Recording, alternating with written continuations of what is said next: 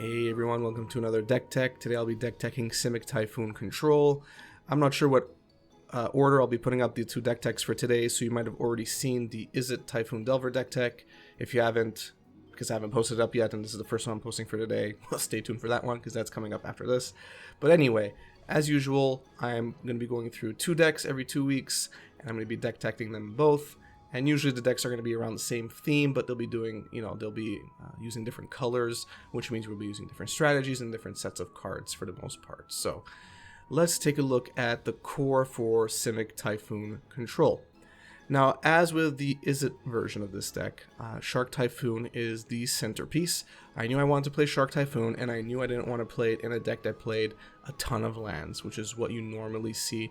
You see it in the Wilderness Reclamation decks, and that or other type of control decks, and it's not what I wanted to do. I wanted to do something different, and I figured, hey, let's jam it into Simic and let's jam it into Is It and see what we get out of it. So this is what I got for the Simic version. So apart from Shark Typhoon, we're also playing, as the core of this deck, I would say, is Euro, and we're playing Tarmogoyf. So these are going to be making up the majority of the threats of this deck.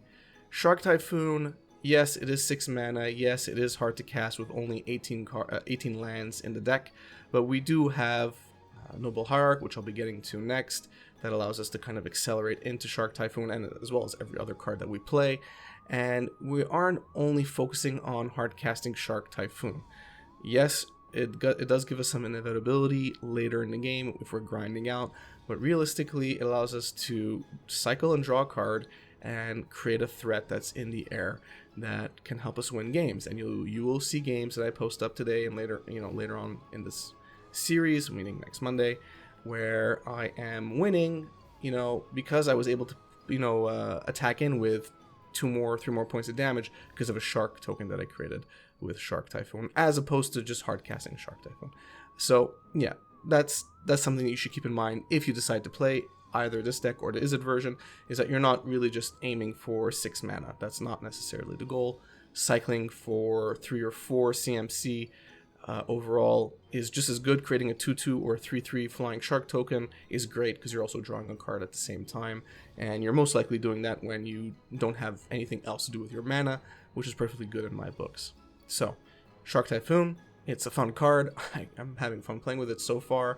Euro, well, listen, it's Euro. We're playing 4 of, I think, as long as Euro is legal in Modern, which I think is fair that it is legal in Modern, by the way. Play 4 of, it works in this deck. We do need big threats when we are playing them, so here we are. And of course Tarmogoyf, I don't really need to explain to you why we're playing Tarmogoyf, do I? We're playing green, we need big creatures, Tarmogoyf is there, we play a large assortment of cards, including artifact, including enchantment with Shark Typhoon, so Tarmogoyf gets pretty big pretty quickly with this deck, and yeah, a large Tarmogoyf is always scary, doesn't matter what the meta is. Let's move on to the remaining threats. So we got Noble Hierarch. Okay, it's not really a threat, it's more of a it's more of a mana accelerant, right? It's a mana dork. You're doing that to have access to more mana early on in the game. But, Noble Hierarch does also have Exalted, which is not trivial. Sometimes you might have only one other creature on the battlefield. Exalted helps you out a lot there. So keep that in mind. Don't poo-poo Noble Hierarch. It can do a lot for you. But, realistically, it also allows you to run less lands. In this case, we're running 1 less land compared to our Is It version. And yeah, there we go. So that's our ramp. Our other threat, oh boy, can't talk anymore, is Stormwing Entity. So we're running 4 Stormwing Entities. Yes, we're running Manamorphose to help us power out Stormwing Entity turn 2. But realistically, anytime you're casting a 3/3 flyer with prowess with Scry 2 when it enters the battlefield for 2 CMC, you're winning. That's great tempo in my opinion. Or at least it's great value if it's not great tempo. And, Storming Entity has, a lot of power behind it. You're casting spells quite often and, hitting your opponent with a 4/4 or 5/5 in the air. That's 5 CMC, so it dodges a lot of different types of removal in Modern. That's just, an awesome threat to have, and I think it fits really well in this package. Let's move on to the permission. So here we're playing 4 Force Negation, 2 Mana Leaks, and 2 Archmage's Charms. Now, there is one permission card that I didn't include that I may include as I play more and more, and that's Stubborn Denial. But let's not get into Stubborn Denial for a second. Force of Negation, I just love this card. You know, it's not a Force of Will, but it's pretty close for modern standards, and it does allow me to more comfortably tap out on a lot of turns, knowing that I can probably counter whatever removal or combo piece or whatever other non-creature spell my opponent's going to cast on their turn. So I tend to run heavy on Force of Negations. That's probably more playstyle than anything else, but I think 4 works for now. 2 mana leaks, again, it's a nice early answer that's not too restrictive on mana, and you know, you could hard counter essentially a lot of spells in Modern thanks to mana leak in the early game. Finally, we have Archmage's Charm. I think it has a lot of relevance in the current meta, and it's just very strong as a spell. Yes, you're most likely going to be using its counter target spell ability when you're casting it, but you know, the other 2 abilities are perfectly valid and can come in handy in certain situations. You know, stealing a Death Shadow with Archmage's Charm is pretty hilarious, let's be honest, and I had that on video from last week, so check it out if you want to. It's in the Death Shadow match that I was playing with my Teamer Warp deck.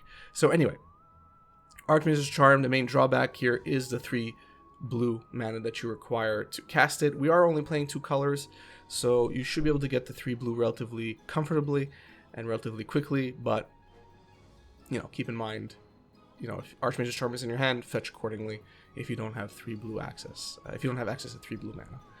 But yeah, Stubborn Denial is something else that I think might work here, because all of your creatures, apart from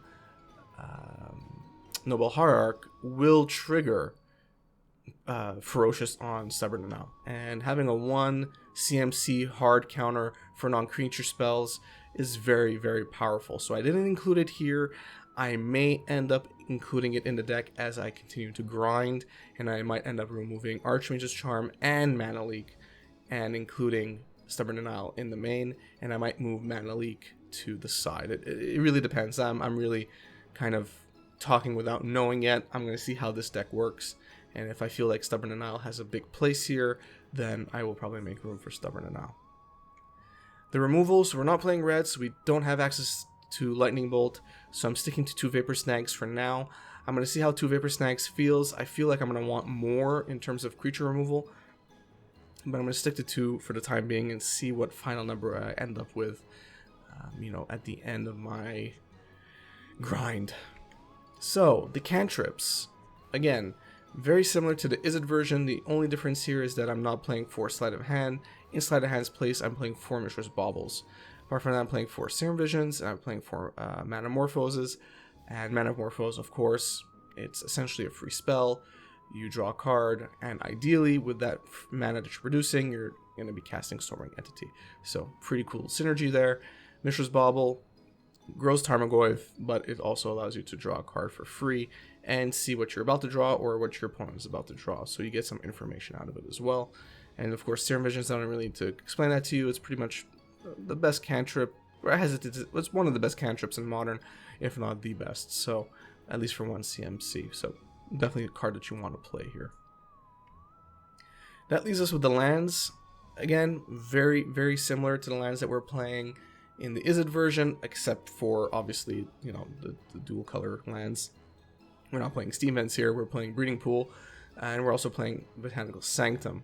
We're playing 1 Botanical Sanctum, 2 Breeding Pools, and then the fetches are just kind of a mix, you know, based on the types of lands that we're going to fetch. We're running 3 basic islands, 1 basic forest, and yes, to make all of you happy, I'm going to be starting off with 1 Mystic Sanctuary, even though I personally hate running cards like that, or lands like that, I should say, in my decks. I'm going to start off with 1 and see how I feel about it.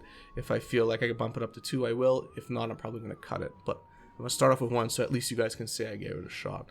And yeah, that's pretty much it for Simic Typhoon control. I'm really looking forward to playing this deck. I'm really looking forward to see how all the different creatures kind of work together, you know, in tandem with the Shark tokens that you're going to be creating with Shark Typhoon, or with the enchantment being cast, and the type of crazy board states you can create with a bunch of flying shark tokens. You know, I just think that's really funny.